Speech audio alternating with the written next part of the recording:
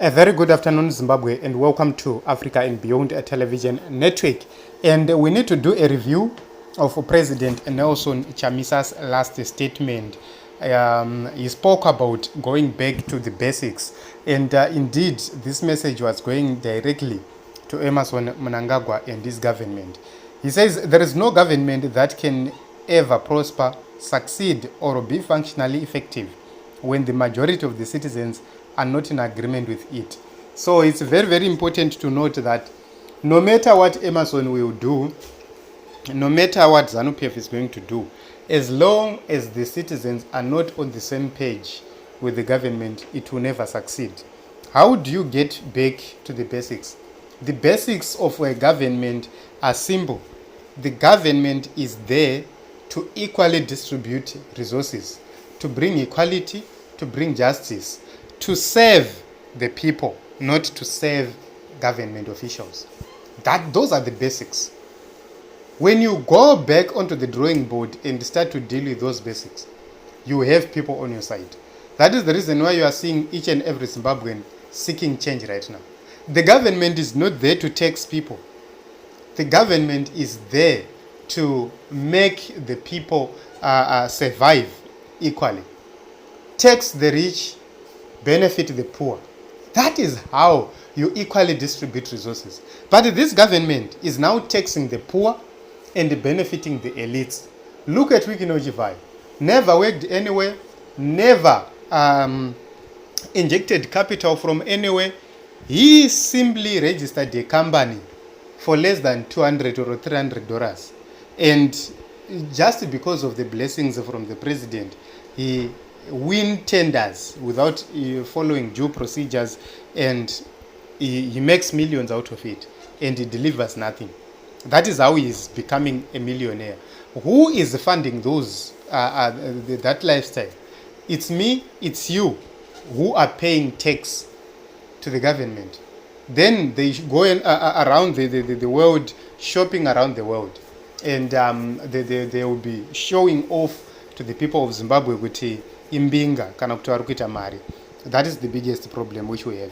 So we need to deal with this issue and make sure that we return to what is called citizenocracy, where the citizens are at the center.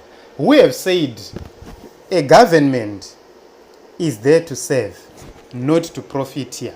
But we now have a government which is there to make profits. We now have a government which is there for the benefit of those who are in politics, for the benefit of their own children, for the benefit of the elites, not for the general populace. That is the reason why you go to Mwenezi, there are no schools. You go to Binga, Dotito, no clinics, no schools, no hospitals, no water facilities.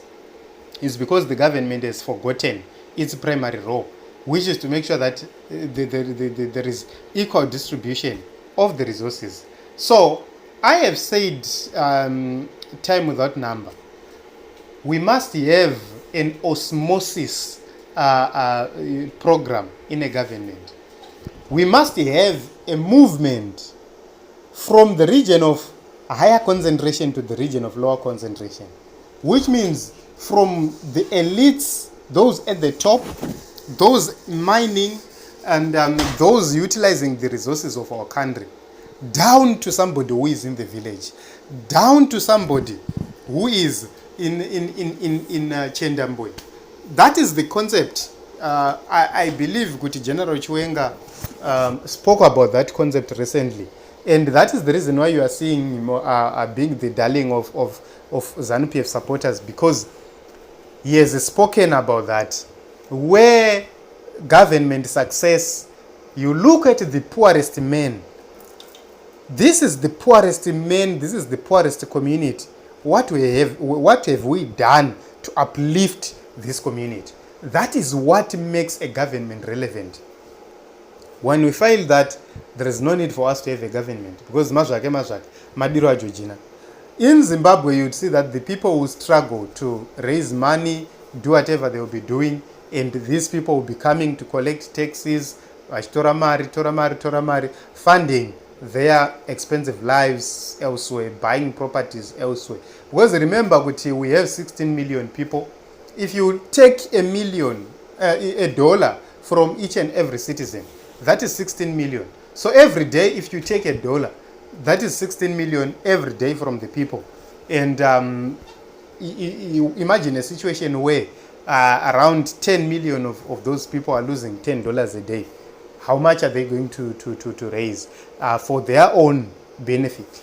So it's very, very important to know that we have to go back to the basics. We have to make sure that we deal with the real issues which are affecting Zimbabwe at this point in time. So I just want to make it clear that President Nelson Chamisa, I believe, is the one who can bring back Zimbabwe to its former glory, because he does have the qualities, the knowledge, and all the requirements for Zimbabwe to prosper.